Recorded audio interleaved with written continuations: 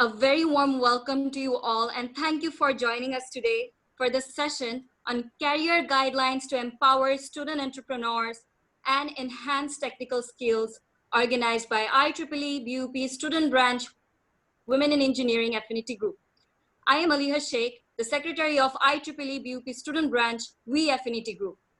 I would like to express earnest gratitude to our respected speaker, chairman, and faculty members for taking out their precious time to join us here today. IEEE BUP Student Branch Women in Engineering Affinity Group has officially started its journey from November 9, 2019. In a short span of time, we have achieved numerous accolades with the active participation of our fellow members. While the world is on pause and majority of plans are postponed due to pandemic, and we are all learning how to keep up with our usual productivity levels and fighting the lack of focus, IEEE BUP SB We Affinity Group arranged some exciting online contests within a short period of time to help everyone stay productive and overcome challenges. Our goal is to create a platform for everyone to develop ideas, creativity, innovation, and support them to reach their potential in both technical and creative sectors. With that in mind, we have organized our signature event of the year, Weave, a week-long event of various contests and career sessions in celebration of the International Women in Engineering Day, which is today. Weave aims to encourage the weave dreams of people, especially in the technical field, and focus on entrepreneurship and career opportunities. In continuation of this, today's session is arranged to address the challenges in the technical world and to provide professional guidance for the inquisitive participants. Our honorable speaker of the session is Achia Khalida Neela, whom we are very excited to have amongst us today. Achia Khalida Neela ma'am is the founder and CEO of Women in Digital, a successful entrepreneur and an experienced digital production professional. She, along with her team in Women in Digital Bangladesh, is dedicated to empowering women to advance in technology and to contribute to the digital economy. Being an IT expert in the International Telecommunication Union and Joint Secretary of Bangladesh Women in Technology, and also the Country Director of Women Who Code. She is encouraging everyone in this technical field to grow more and participate in different fields of digitalization. With years of experience and knowledge in web-based technology, digital marketing, and many more sectors, she is undoubtedly a role model to look up to. Now, without further ado, we're starting the session. May we please recognize Achia Khalida Neela ma'am. Assalamu alaikum ma'am. Welcome to our session. Hello everyone. শোনা যাচ্ছে আমাকে? Yes ma'am. Thank you. Can I know your name? Ma'am, my name is Maliha Sheikh. Maliha. Thank you, Maliha, for inviting me.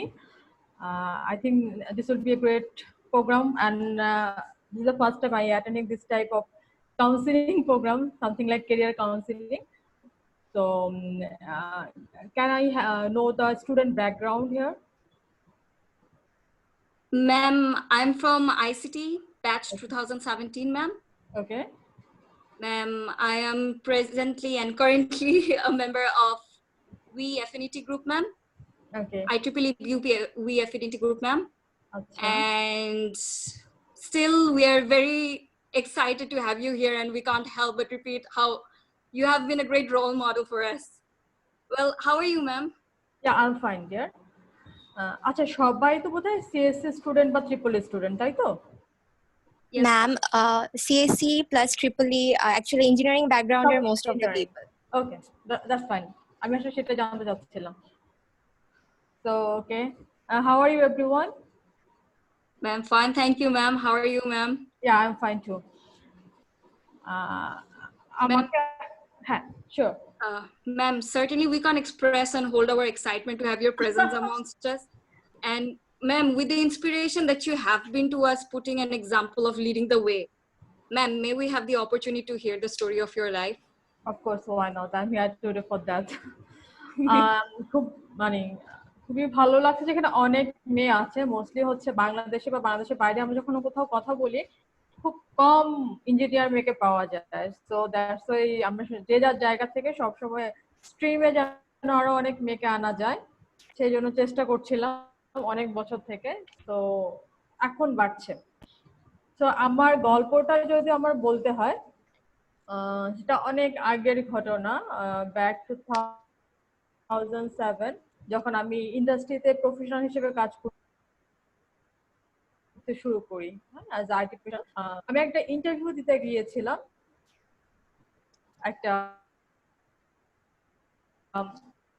ঘটনা ঘটেছে আমার সাথে। আমি তখন second year student, আমি ফুলি কমপ্লিট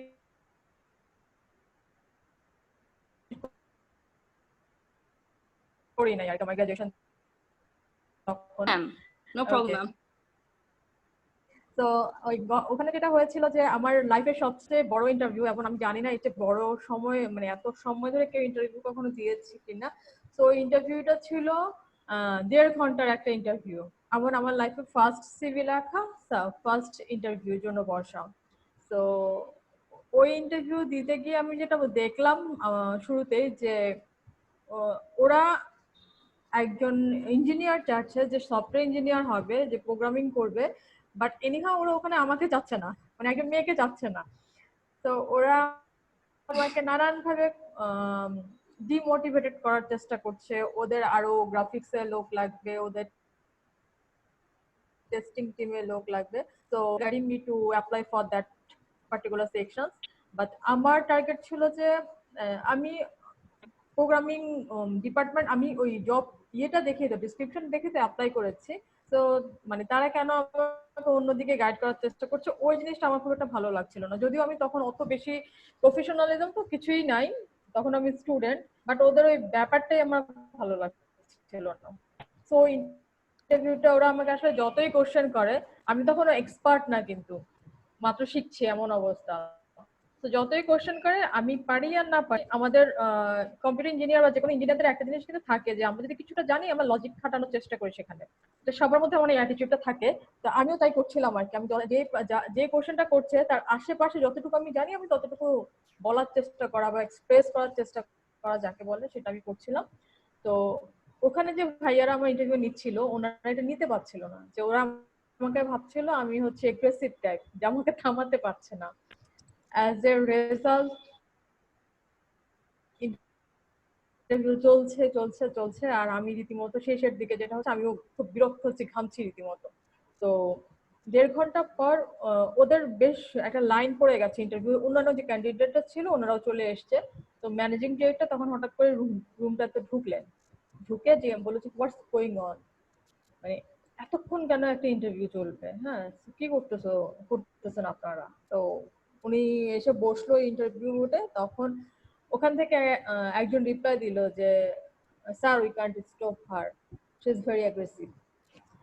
এইটা যখন আমি শুনলাম তখন আমি আসলে ভেতরে ভেতরে আরো অ্যাগ্রেসিভ হয়ে গেছি আর কি, যে এবার যাই হবে মানে এমন কিছু শোনায় দিয়ে বেরিয়ে চলে আসবো, কারণ আমার তো কোনো গ্রাজুয়েশনই কমপ্লিট হয় নাই। তো আমি পরে জব করতে পারবো। আর এখানে তো আমি জাস্ট মানে অবস্থা দেখতে আসছিলাম যে কি হয় ইন্টারভিউ বোর্ডে বা কিরকম।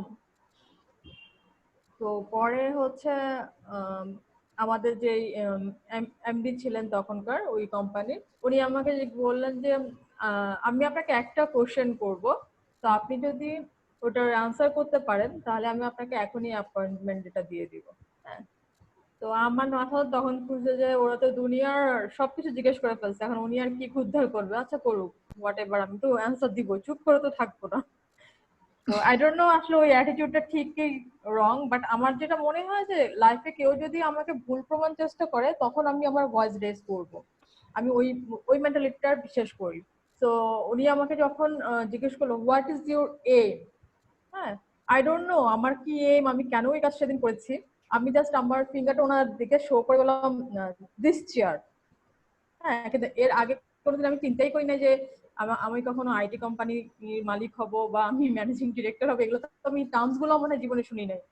বাট আমি জানি না আমি কেন বললাম যে দিস চেয়ার। তো ওইখান থেকে আসলে আমার শুরু।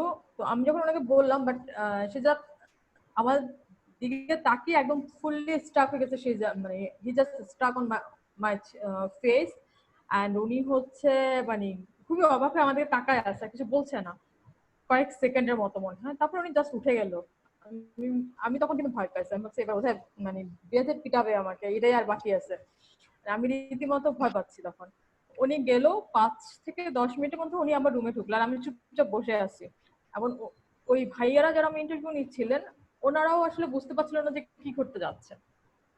ওনারাও নিজেদের মধ্যে কথাবার্তা বলছে, আর আমি তো আল্লাহ আল্লাহ করছি। তখন উনি একটা বড় খাম নিয়ে আসলো, এবং সেটা এনে উনি আমার সামনে বললো, প্লিজ ওপেন ইট ম্যাডাম। হ্যাঁ, এত সিনিয়র একজন মানুষ যখন ম্যাডাম বলে, তখন তো ব্যাপারটা কেমন জানি লাগে। তখন তো অনেক বাচ্চা ছিলাম, তো ওই টার্মস গুলো একদমই নিতে পারছিলাম না। যাই ওরা বলে, আমাকে সবকিছু কেমন জানি আনইজি লাগতেছে।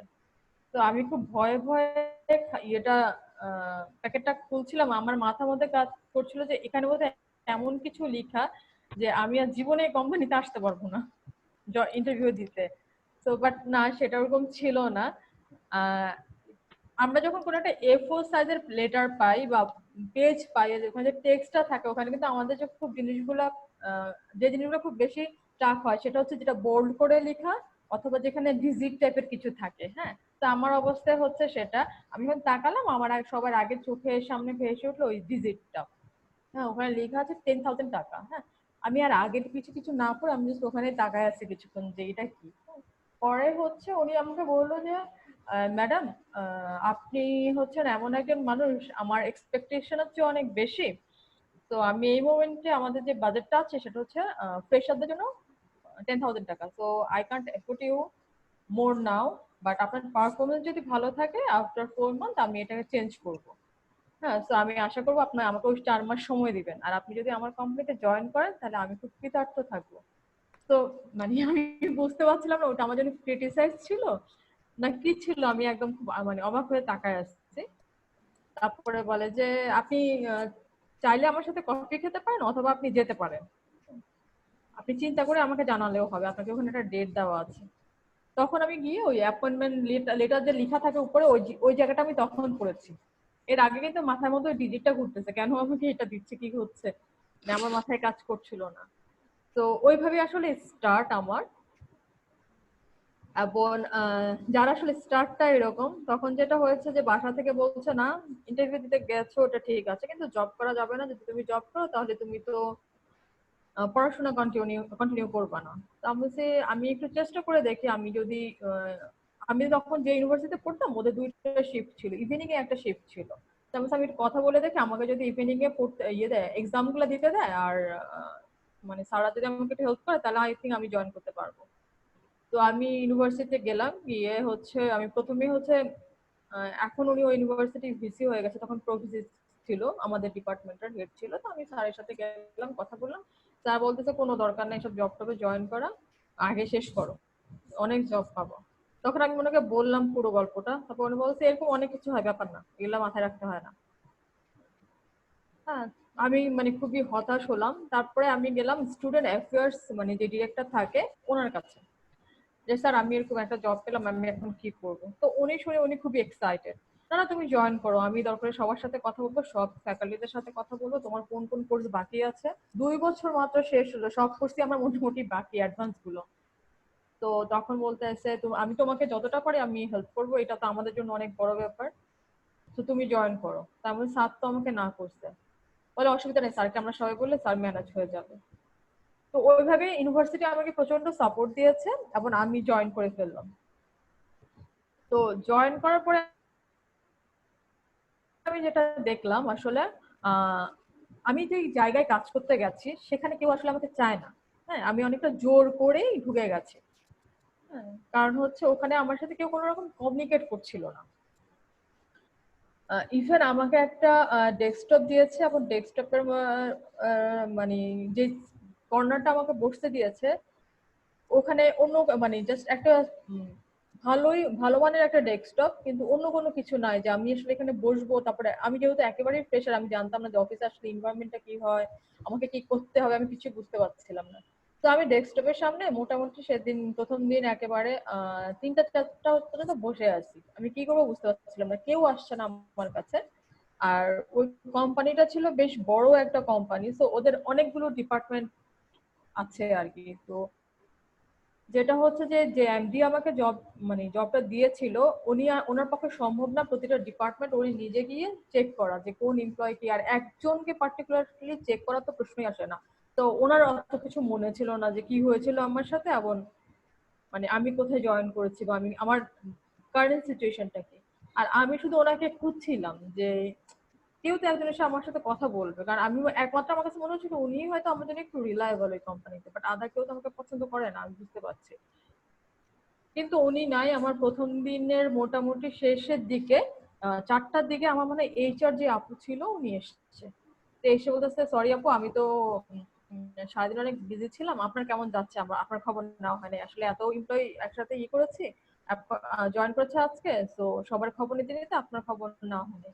তো আমি তখন ওনাকে বললাম, আপু আমি না আসলে বুঝতে পারছি না আমি কি করবো এখানে, কেউ তো আমাকে বলে, কেন আপনাকে গাইড দেয়নি, এখানে প্রজেক্ট ম্যানেজার আপনাকে কিছু বলেনি? বললাম যে না। টিম লিডও আসেনি আপনার কাছে? আমি বলছি, না। বলে, সকাল থেকে কেউ আপনার কাছে আসেনি? আমি তখন বললাম যে না। তো উনি বলতেছে, আচ্ছা আপনি তো ওই আপুটা না যার ইন্টারভিউ অনেকক্ষণ সময় ধরে হয়েছে? তো আমি বললাম, জি আপু। তখন বলে কি, আমি আসলে স্যারকে বলেছিলাম কিন্তু স্যার আপনাকে নিবেই। উনি হয়তো বলেছে যে আপাতত আমাকে না নেওয়ার জন্য, যেহেতু অফিসে কেউ চাচ্ছে না। তো পরে হচ্ছে আমি উনি আমাকে কিছুটা সাহস টাহস দিয়ে আইটি থেকে একজনকে এনে আমার ইমেল টিমেল সেট আপ করে দিল, এবং বললো যে প্রতিদিন সকালে এসে ইমেল চেক করবেন, ইমেলের মধ্যে আপনাকে কাজ পাঠিয়ে দিবে, আপনি কাজ করে আবার ইমেলে একটা রিপ্লাই দিয়ে দিবেন। এভাবে করে আমাকে ওদের যেভাবে নিয়মটা ছিল ওভাবে আমাকে বুঝাই দিয়ে গেল। তো যেটা হচ্ছে আমি প্রথম দিনের পর আমি এখন চিন্তা করলাম যে আমি আসলে কন্টিনিউ করব কি করব না। পরে মনে হলো যে না, আমি হেরে যাব না, লেটস ট্রাই, দেখি কি হয়, অ্যাটলিস্ট 1 উইক দেখি বা 2 উইকস দেখি কি হয়। তো এরকম করে আমি পরেও অফিস করলাম। করার পর যেটা দেখলাম যে আসলে ওরা আমার সাথে কেউ চায় না আমাকে এখানে। কারণ হচ্ছে ওরা এত বাজেভাবে বিহেভ করছে, এমন ভাবে তাকাচ্ছে আমার দিকে। তো ওইটা আমার কাছে খুব স্বাভাবিক মনে হচ্ছিল না, বা হয়তো ওনারা ওভাবেই তাকায়। আমার যেহেতু একটা প্রবলেম ছিল, আমি হয়তো এটাকে নেগেটিভলি নিচ্ছিলাম যে সব দোষ তাদের, সেটা না। তো যাই হোক, এরকম করতে করতে মোটামুটি ওরা এবার হচ্ছে ওদের উইকলি করে মিটিং হতো। তো উইকলি মিটিং এ আমার কোনো কাজের আপডেট নাই। কারণ হচ্ছে ওনারা যেসব ইমেল গুলো দিয়েছে আমাকে কাজের, আমি ওই ইমেল গুলোই গুছিয়ে নাই, আমি কি কাজ করব। তখন হচ্ছে ওনারা এরকম বললো যে এরকম আমাদের ডিপার্টমেন্টে এরকম একজন আসছে, উনি কোনো কাজ দেয় নাই, আমার জন্য ওনাদের ওভারনাইট স্টে করতে হয়েছে অফিসে, আমার কাজগুলো সব তাদের করতে হয়েছে, এরকম অনেক কিছু বললো। তো তখন ওই মিটিংটাতে ফরচুনেটলি আমাদের ম্যানেজিং ডিরেক্টর থাকতো আর কি, ওই ওই কোম্পানির ম্যানেজিং ডিরেক্টর থাকতো ওই মিটিং গুলাতে। তখন উনি বলতেছে, আপনাদের নতুন কোন এমপ্লয়ির এই অবস্থা, আমরা তো কাউকে কাজ দিই না, আমরা তো আগে 5-7 দিন একটা ট্রেনিং করাই, কারণ যে যতটুকু জানে, বাট আমাদের ইনফরমেশন সাথে তো মিলতে হবে, তাকে অ্যাডজাস্ট করার সময় দেই একটা। তো ওটা করেছেন? তো সবাই চুপ করে আছে। পরে বলে, উনি তখন বলতেছে, আমি মনে হয় বুঝতে পারছি ওই এমপ্লয়িটাকে, আমি আসলে এত বিজি ছিলাম, আমি 7 days আপনাদের ওদিকে যেতে সময় পাচ্ছিলাম না, আমি ভুলে গেছি ব্যাপারটা। But now I can recognise what happening in the interview board. Then উনি এটা খুব ইজি হবে না যাব। আর আমাদের উনি বুয়েট থেকে পাশ করা, আমি আমাদের অনেক দেখেছি, স্কুল কলেজে অনেক মেয়ে দেখেছি, কিন্তু বুয়েটে আমাদের সাথে তেমন কেউ ছিল না। সব ইঞ্জিনিয়ারিং চিন্তা হিসাব করলে দেখা যাবে 5 থেকে 7টা মেয়ে। তো উনি যখন পাশ করেছে তখন ছিল। তো সে আমি সবসময় খুঁজতাম যে কিছু ইঞ্জিনিয়ার মেয়ে পাই, তো আমি খুব একটা পাচ্ছিলাম না, যেহেতু একজন এত সাহসী একজনকে পেয়েছি, তো আমি চাই না সে গিভ আপ করুক। তো উনি অনেকটা সাহস টাহস দিল। আমি ওনাকে দেখলে আমার কাছে মনে হয় যে না, আমি থাকি এই কোম্পানিটাতে, একদম মোটামুটি খুবই উনি করে আর কি। তো যেটা হচ্ছিল যে যাচ্ছিল ওভাবেই, পরে একজন সিনিয়র ভাইকে একদম জোর করে দায়িত্ব দিয়ে দিয়েছে যে ও ওকে ট্রেনিং করানোর দায়িত্ব তোমার, ও যদি কিছু না করে আমি কিন্তু তোমার স্যালারি কাটা শুরু করবো, মানে এরকম করে জোর করে আর কি ওনাদের উপর চাপিয়ে দেওয়া আমাকে। তো ওই ভাইয়া মোটামুটি একটু টুকটাক কথা বলে যতটুকু বুঝানো যায় বুঝাতো, এবং এভাবেই আসলে চলতে থাকে ওই কোম্পানিতে, আমার লাইফে ওই কোম্পানিতে।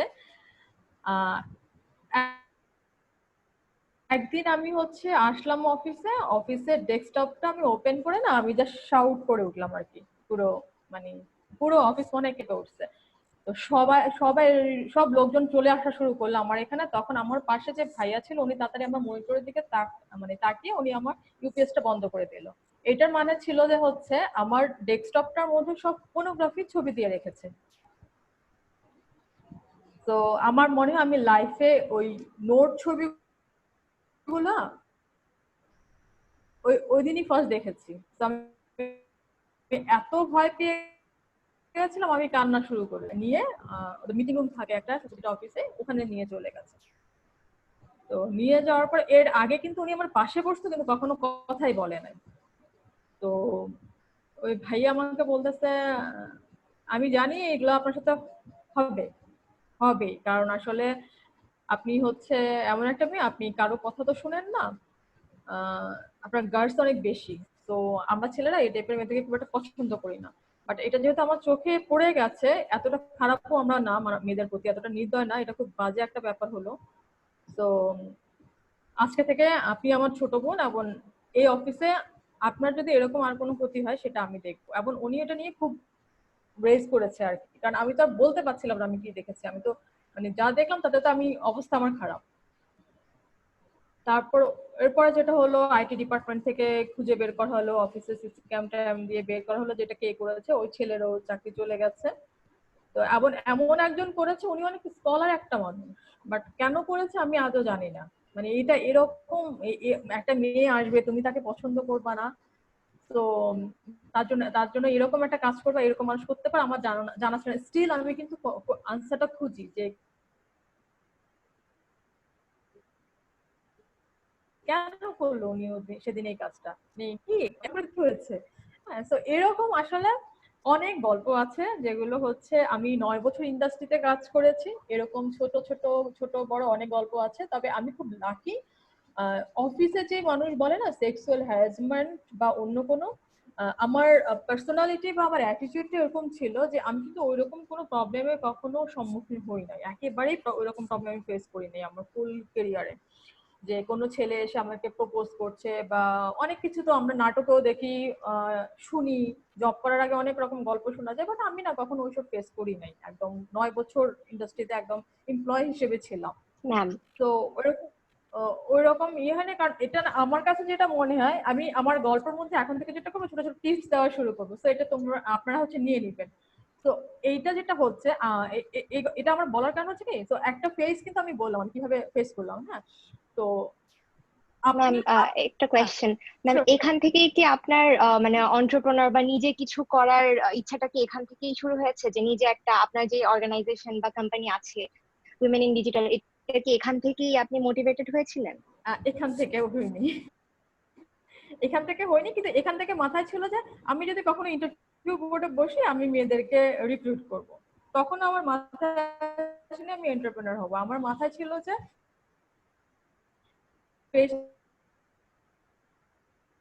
আমি দেশের বাইরে চলে যাবো। হ্যাঁ, তো আমার ছিল এটা যে জব করছি আমি ঠিক আছে, কিন্তু জবে আমি খুবই প্রফেশনাল ছিলাম, মানে খুবই অ্যাক্টিভলি সবকিছু আমি করতাম। তো যেটা যে বললাম যে একটা টিপস দিব, সেটা যে আপনারা যখনই জয়েন করার প্ল্যান করছেন বা জব করবেন, নিজের পার্সোনালিটিটা রেডি করে ফেলেন যে আপনি আসলে নিজেকে কোথায় দেখতে চান এবং কিরকম দেখতে চান, কিভাবে দেখতে চান। হ্যাঁ, তো ওইটা আমি যেমন সিচুয়েশনে পড়ে পড়ে আমি রেডি হয়েছে, ওকে আমাকে সামনে এরকম ফেস করতে হবে, so I should be like this. হ্যাঁ, আমার অ্যাটিটিউড এটাই হতে হবে। আমি এটা ইয়েতে শিখেছি, থেকে থেকে শিখে যেটাকে বলে। বাট আপনারা যেটা করবেন সেটা কেরিয়ারের শুরুতেই চিন্তা করে নেবেন। আমার একটা টার্গেট ছিল, হ্যাঁ, যে আমি যদি বাংলাদেশ ইন্ডাস্ট্রিতে কাজ করি, আমার একটা প্রথম প্ল্যান ছিল যে আমি বাংলাদেশ ইন্ডাস্ট্রিতে কাজ করলে আমি পুরো জবের যে সাইকেলটা আছে ওইটা আমি ফিল আপ করবো। লাইক আমি জয়েন করেছি জুনিয়র সফটওয়্যার ইঞ্জিনিয়ার হিসেবে, এবং আমি যখন কুইট করব তখন আমি যেন সিটিও হতে পারি। তো আমার এরকম একটা প্ল্যান ছিল। তো ওই ড্রিমস ফিল হতে আমার 9 বছর লেগেছে। তো 9 বছরের মধ্যে অনেক সাকসেস, ছোট ছোট সাকসেস স্টোরি আছে, অনেক প্রবলেম আছে, প্রবলেম সলভ করার ছিল। তো এটা পরে যেটা ছিল যে 9 বছর পরে যেদিন আমাকে সিটিও হিসেবে প্রমোশন দেয়, আমি খুব বেশি কোম্পানিতে কিন্তু জব করি নাই। এখন যেটা আমি দেখি না, খুব 2 দিন পর পরেই ছেলেমেয়েরা জব চেঞ্জ করে। আমি কিন্তু অনেস্টলি 2টা জায়গায় আমি জব করেছি, 2টা কোম্পানিতে, এবং লাস্ট একটা স্টার্ট আপে আমি হচ্ছে 8 মাস কাজ করেছি। তো যে 2টা কোম্পানিতে আমি কাজ করেছি, প্রথম যেটাতে আমি ওখানে 2 বছর ছিলাম, আর পরের কোম্পানিটাতে আমি বাকি সময়টা ছিলাম, আর স্টার্টআপে 8 মাস। তো এই হচ্ছে আমার টোটাল জবের রেকর্ড। বাট আমি যেটা করতাম, আমি প্রচুর হচ্ছে ফ্রিল্যান্সিং গুলো করতাম, বিভিন্ন কোম্পানির হয়ে কাজ করে দিতাম, তারপরে হচ্ছে কনসালটেন্সি করতাম। হ্যাঁ, তো মোটামুটি তখন একটা ছিল যে আমি মোটামুটি ভালো কাজ জানি, হয়তো এরকম একটা রিউমার ছিল, তো আমাকে অনেকে ডাকতো, আমি যেতাম, আমি কাজ করে দিতাম। ইভেন আমার যে অফিসগুলোতে জব করতাম ওদেরকে জানিয়ে কিন্তু আমি যেতাম, কোথাও হাইড করতাম না কোথায় যাচ্ছি বা কি করছে। বাট এ হচ্ছে আমার জবের হিস্ট্রি। তো আমার ম্যাম এখানে 2013। ম্যাম আমাদের হ্যাঁ এই হ্যাঁ ব্যাপারটা একটা কনফিউশন আছে, সেটা হচ্ছে আমরা যারা আইটি সেক্টরে বা এই ইঞ্জিনিয়ারিং সেক্টরে যারা আছি, মানে ছেলেরা এবং মেয়েরা, এখানে আসলে আমাদের সাথে অনেক ছেলেরাও আছে, তো তাদের অনেক কোয়েশ্চেন্স আছে। তো মেইনলি ম্যাম আমাদের একটা কনফিউশন থাকে যে এই মানে পড়াশোনার জায়গা থেকে বের হওয়ার পর নেক্সট ক্যারিয়ারের দিকটায় আপনি যেমন মানে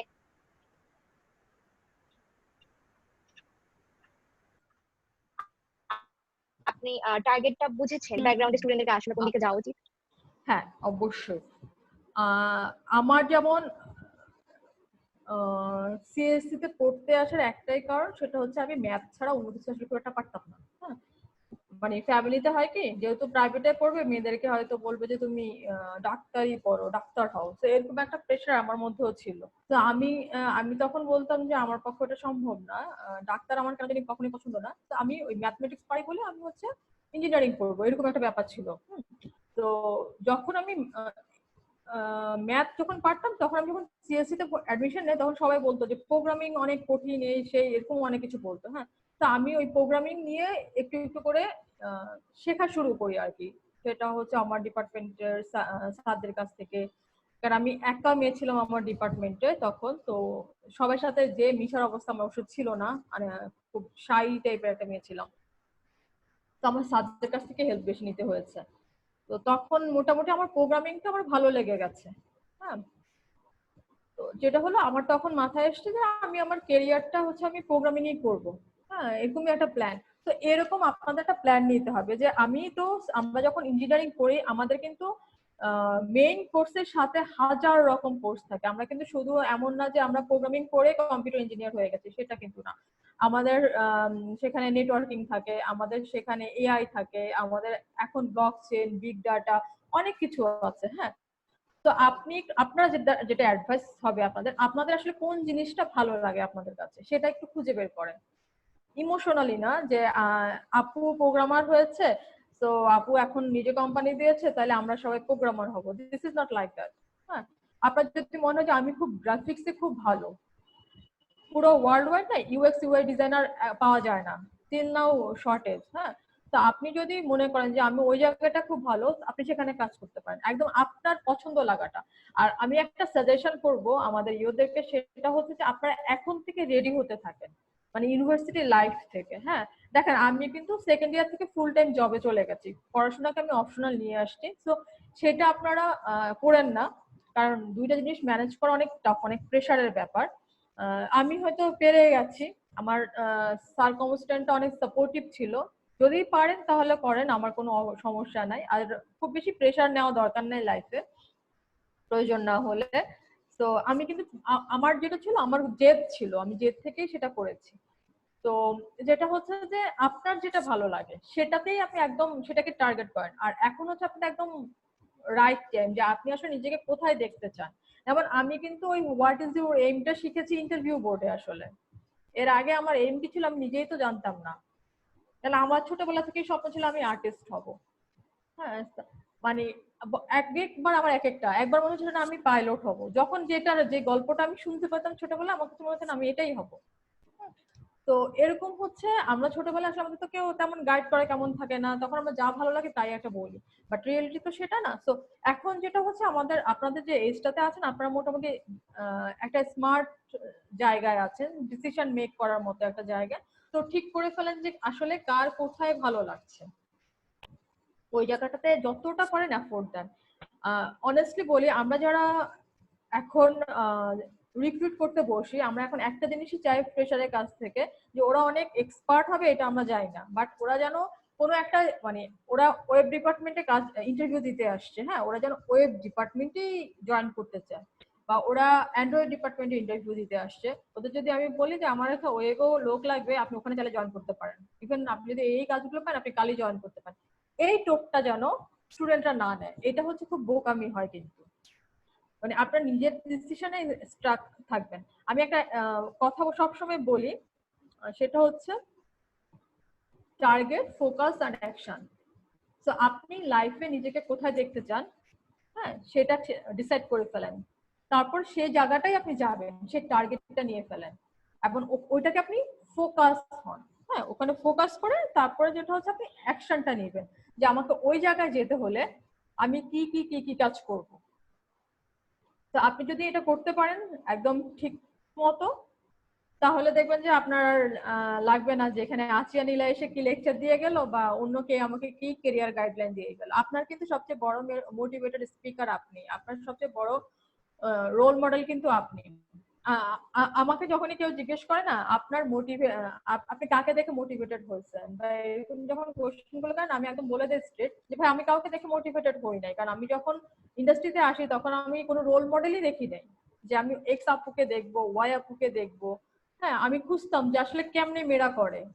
তো আমার আমার ইভেন আমার কোনো সিনিয়র অফিসে বা ইউনিভার্সিটি আপুরাও এমন ছিল না যে ওনারা অনেক কিছু করতে পারে। ম্যাক্সিমাম আমি দেখেছি যে আপুরা খুব ভালো লেকচারার, ওনারা খুব ভালো প্রফেসর হচ্ছে, ওনাদের রেজাল্ট ছেলেদের চেয়ে অনেক ভালো, ওনারা প্রফেসর হয়ে যাচ্ছে। বাট তার বাইরে হচ্ছে অন্য পেশাতে ওনারা খুব একটা আসছেন না। তো আমার যেটা ভয় ছিল যে আমার মাও ছিল টিচার, স্কুল টিচার, তো আমি টিচারদেরকে সবসময় ভয় পেতাম, আর আমার কারণ আম্মু আমাকে প্রচুর শাসনে রেখেছে। তো আমার এই জন্য কখনো মনে হয় না যে আমি টিচার হবো, টিচার মানেই হচ্ছে এখনই বকা দিবে। With respect for all my teacher, আমি আমার টিচারদেরকে অনেক রেসপেক্ট করি, কারণ হচ্ছে ওনাদের সাপোর্ট ছাড়া আমি আসলে এখানে আমি আসতে পারতাম না। কারণ আমার ইউনিভার্সিটির প্রতিটা টিচার ইভিনিং এ আমার জন্য বসে থাকতো, আমি ওনাদের বাসায় যেতাম, আমি লাইব্রেরিতে যেতাম, সব সময় সাপোর্ট করেছে। তো ম্যাম আপনি এই আপনার জিনিসটা কিন্তু ম্যাম এই জিনিসটা কিন্তু আমাদের মাথায় অনেক কাজ করে, যে মানে কেন জানি আমাদের মধ্যে চলে এসেছে যে মেয়েরা মেয়েরা হচ্ছে গিয়ে টিচার হবে। তো এই জিনিসটা থেকে বের হয়ে এসে অ্যাকচুয়ালি জব সেক্টর গুলা মানে আমরা যদি এক্সপ্লোর করতে যাই, অনেকে যেমন ফার্স্ট ইয়ার সেকেন্ড ইয়ারের অনেক স্টুডেন্ট আছে আমাদের সাথে আজকে, তো তারা যেমন জানে না যে কোন আসলে আইসিটি থেকে বা সিএসসি থেকে আমাদের কি কি জব স্কোপস আছে। তো ম্যাম আপনি তো এই ব্যাপারটা মানে এক্সপার্ট, তো আপনি যদি একটু আমাদেরকে বলেন যে আমাদের আসলে কি কি স্কোপস আছে সামনে, মানে তাহলে খুব ভালো হতো। আমরা যারা সিএসসি তে পড়ি বা আমরা যারা ইঞ্জিনিয়ারিং পড়ি, আমাদের কিন্তু অনেক স্কোপ আছে। আমি একটা একটা করে শুরু করি। আপনারা যখন হচ্ছে এখন যে স্টুডেন্ট, তো আপনাদের কোর্স থাকে যে একটা কোর্স মানে তিনটা কোর্স বা চারটা কোর্স থাকে বোধহয়। আপনি প্রতিটা দিন কিন্তু আপনাদের একদম সকাল থেকে সারাদিন পর্যন্ত ক্লাস করতে হয় না। হ্যাঁ, তো যেটা করতে পারেন এই সময়টা, কোনো কোনো যাদের মনে হয় যে একটু মানে কাজ কম, পড়ার চাপ একটু কম আছে, আপনারা ইন্টার্নশিপে চলে যেতে পারেন, সেটা পেইড হোক নন পেইড হোক।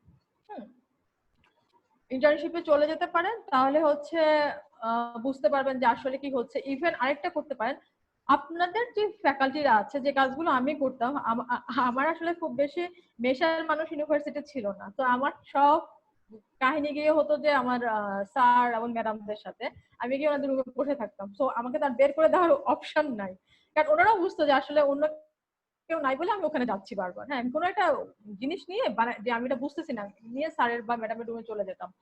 হ্যাঁ, তো ওখানে আমার একজন ম্যাডামের কথা আমি একদম নামটা নিয়ে বলি, আপু এখন বাইরে আছে, মালিয়া আপু।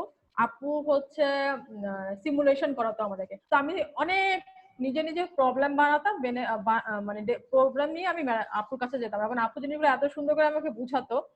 তো আপনার হচ্ছে না, যেটা হচ্ছে যে মানুষ বলে যে বাচ্চা না কাঁদলে মা ও দুধ দেয় না, এটা ঠিক সেরকম। আপনি আপনার টিচারদের সাথে রিলেশনটা বিল্ড করেন, বা আপনারা যে ফ্রেন্ডরা আছেন, আমার আমার অন্যরকম কেউ মানে ফ্রেন্ড ছিল না বলেই, আমার কোনো সার্কেলের মধ্যে আমি অ্যাডজাস্ট করতে পারছিলাম না বলে কিন্তু আমার রিলেশনটা হয় আমার টিচারদের সাথে। তো আপনারা তো এখন অনেক মেয়ে আছেন,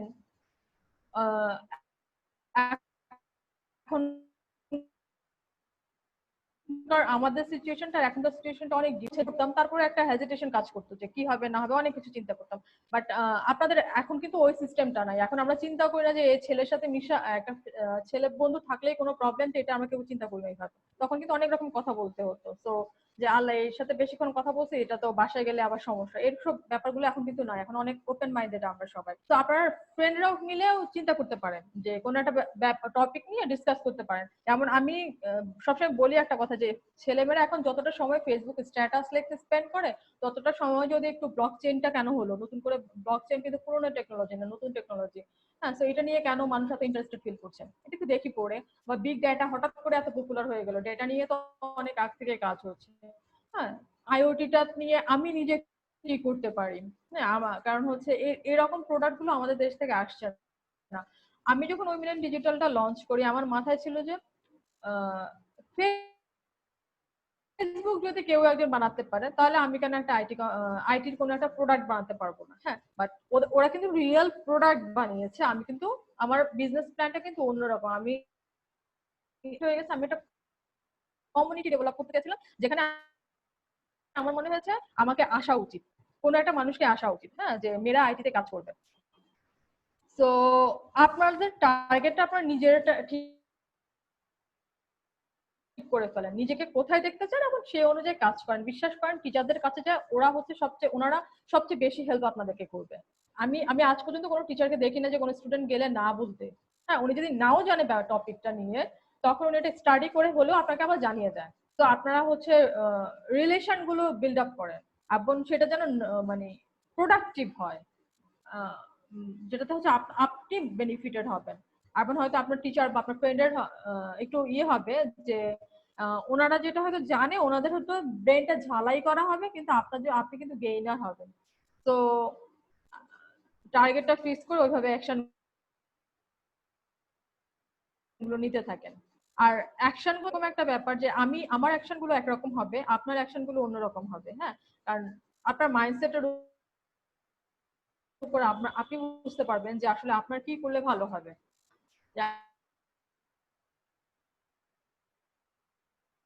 আমি হচ্ছে বন্ধু বান্ধবের চেয়েও আমার টিচার। হ্যাঁ, তো আপনাদের একটা অপশন আছে। বা আমি ফ্যামিলি মেম্বারদের সাথে খুব বেশি ইনভলভ, যে আমি খুব ইন্ট্রোভার্ট ছিলাম। তো আমি চিনলেও আমি খুব ইন্ট্রোভার্ট। বাট যেহেতু বিজনেস করি, তো একটু বের হতে হয় এখন। বাট তারপরে হচ্ছে আমি যখনই অবসর পাই, আমি না এখনো করি। আমি এই যে আমরা এখন তো সবাই হোম অফিস করছি, তো অনেক বড় একটা গ্যাপ পেয়েছি, যেটা আমি ফুল লাইফে কখনো পাই নাই। তো আমি এখন যেটা ডেটা সায়েন্স করছি, পাইথন শিখছি। হ্যাঁ, কারণ আমি এই জিনিসগুলো পারি না। হ্যাঁ, তো এটা এত বড় একটা সুযোগ পেয়েছি, আমি এটাকে কাজে লাগাচ্ছি। এবং গত 2 দিন ধরে আমার আবার ব্লক চেনটা আমি খুব ভালো বুঝি, কিন্তু ব্লক চেন প্রোগ্রামিং আমি কখনো করি নাই। তো আমি ওটা নিয়ে একটু কাজ করার চেষ্টা করছি, কারণ এগুলো খুব নতুন টেকনোলজি। এগুলোতে আমাদের সময় এগুলো খুব একটা পপুলার মানে ছিলই না মনে হয়, আমি জানি না, তখন থাকলেও আমি শুনিনি। হ্যাঁ, তো আমি যেহেতু নতুন করে শিখছি, এরকম করে আপনারাও নিজেদেরকে রেডি করতে পারেন। যে আমাদের সময় কিন্তু এখন যে প্রোগ্রামিং গুলো হয়, যেমন C, C plus plus, Java, এখনকার যখন ক্লাসে প্রোগ্রামিং গুলো দেয় ল্যাবে, তো তখন হয় কি, যেটা আমি ইন্টারনেটে সার্চ করলে কিন্তু প্রোগ্রামটা চলে আসে, এবং আমরা ওটাকে কপি পেস্ট করে স্যারের অ্যাসাইনমেন্ট কিন্তু জমা দিয়ে দিতে পারি। হ্যাঁ, আমাদের সময় ওরকম ছিল না। আমরা তখন গুগলে যে সার্চ করে এত কিছু বের করা যাবে ওরকমও ছিল না, মানে গুগলেও এত কিছু তখন ছিল না, এত অপশন ছিল না। ইনফ্যাক্ট বাসায় ব্রডব্যান্ডও এসছে অনেক পরে, মানে খুবই অনেক পরে। সো আপনাদের অনেক স্কোপ গুলো হচ্ছে কাজে লাগান। আপনি আপনার কোনো একজন ফ্যাকাল্টি ম্যাডাম বা স্যারের সাথে আলাপ করেন, উনি যখন সিএসসি শুরু করেছিল বা ট্রিপলি শুরু করেছিল, উনি কিভাবে কি কি প্রবলেম ফেস করছেন, তখন নিজেকে ওই জায়গাটা বসান যে আপনি এখন কোথায় আছেন, নিজের অবস্থানটা দেখেন। এখন দেখেন যে উনি একজন এত স্ট্রাগল করে উনি এই লেভেলটায় আসছেন, তাহলে আপনি এখন এত কিছু পাচ্ছেন, আপনার কোথায় যাওয়া উচিত। হ্যাঁ, চিন্তাগুলো যদি একটু পজিটিভলি করেন, আই থিঙ্ক অন্য কারো কাছ থেকে কেরিয়ার গাইডলাইন আসলে দরকার হয় না, আপনি নিজেই সময় মতো বুঝে যাবেন আপনাকে কি করতে হবে। আসসালামু আলাইকুম ম্যাডাম। জি। I am lecturer Mahadiya Tasin, ICT department BUP. ভালো, খুবই ইন্সপায়ারিং স্টোরি আপনার। আমিও একজন টিচার, খুব রিলেট করতে পারছি আপনার স্টোরিটার সাথে। আর আমি একটু বলতে চাই যে আপনি একটা কথা বলেছেন যে আপনি ভাবেন আপনি নিজেই নিজের রোল মডেল। এটা আসলে মানে আসলে এটা সত্যি, কারণ আসলে সবার ড্রিমই ডিফারেন্ট। আর আসলে সেই জন্য আসলে দেখা যায় যে এক একজন এক একভাবে চিন্তা করে। আর যখন আমরা নিজেকে নিজের রোল মডেল বানাই, তাহলে আসলে নতুন কিছু সৃষ্টি হয় আর কি। Thank you so much for the quote. And আপনি বলেছেন টার্গেট, ফোকাস এন্ড অ্যাকশন। তো এটা আসলে আমি যদি আপনার সাথে একটু মিলিয়ে বলি, স্টুডেন্ট লাইফে আপনি টার্গেটটা ফিক্স করেছিলেন, জব লাইফে আপনি আপনার এক্সপিরিয়েন্স এবং টেকনিক্যাল স্কিল দিয়ে সেই ফোকাসটাকে আপনি অ্যাকশনে নেওয়ার জন্য আপনি ফাইনালি এন্টারপ্রেনিয়র হয়েছেন। আসলে আজকে আমাদের যে সেশনটা, সেটা আমরা আফটার 4th ইয়ার গ্রাজুয়েশন আমরা কিভাবে আমাদের ক্যারিয়ার সেট আপ করবো, এটার অ্যান্সার আমরা অলরেডি মনে হয় আমার স্টুডেন্টরা বুঝে গেছে। এখন যদি এন্টারপ্রেনিয়র হওয়াটা it's a very challenging staff. আমরা সবাই চিন্তা করি, যেটা আমি আমার স্টুডেন্টদেরকে বলি, যদিও আমি টিচার হয়েছি, আমি এন্টারপ্রেনিয়র না, বাট ইটস স্টিল আমি আমার স্টুডেন্টের মধ্যে, আমি প্রত্যেকটা স্টুডেন্টের মধ্যে এন্টারপ্রেনিয়র দেখতে চাই আর কি।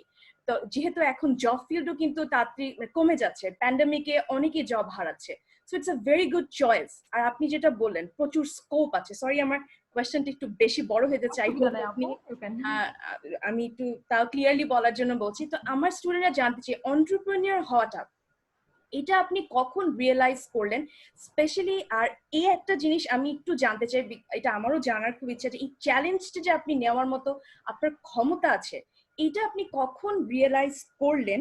এবং হচ্ছে গিয়ে এই জার্নিটা স্টার্ট করা থেকে এখন স্ট্যাবলিশড হওয়া পর্যন্ত আপনি কি কি ধরনের চ্যালেঞ্জ ফেস করেছেন?